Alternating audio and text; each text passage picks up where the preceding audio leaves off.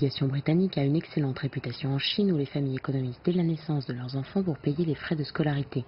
Aujourd'hui, les étudiants chinois représentent un tiers des étudiants étrangers, soit près de 90 000 individus par an, selon l'Agence des statistiques de l'éducation supérieure. Les études à l'étranger sont en train de devenir un passage obligé et non plus un luxe.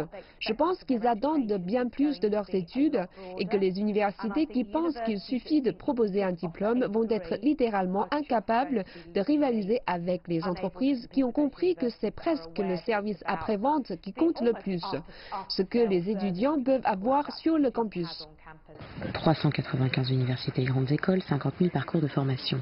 La concurrence est rude pour atteindre des étudiants qui, face à une telle offre, commencent souvent leur recherche plus d'un an avant leur départ. Emerging Communications, spécialiste du marché chinois, aide les universités à mettre en place leur stratégie de communication digitale. Un grand nombre d'universités utilisent les réseaux sociaux dans leur stratégie d'acquisition. Ce qu'ils oublient, c'est que l'étudiant moyen aura 5 offres sur la table, parfois plus. Et que si vous arrêtez de dialoguer avec eux via les réseaux sociaux, votre concurrent, lui, le fera et c'est lui qu'ils choisiront.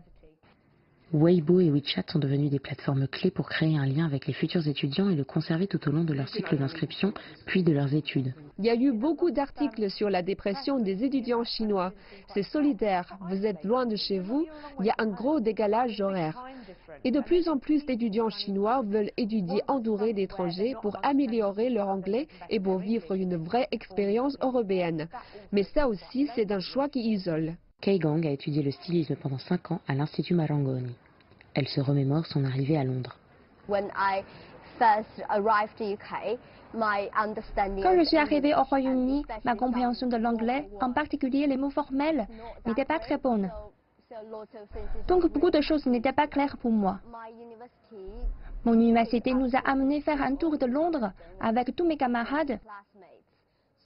Nous avons vu les musées que nous allions visiter plus tard dans l'année et les lieux importants comme l'hôpital, le commissariat et la banque.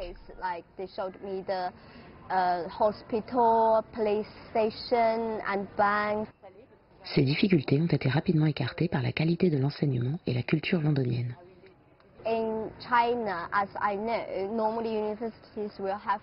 En Chine, à ma connaissance, il peut y avoir jusqu'à 100 élèves dans une grande classe.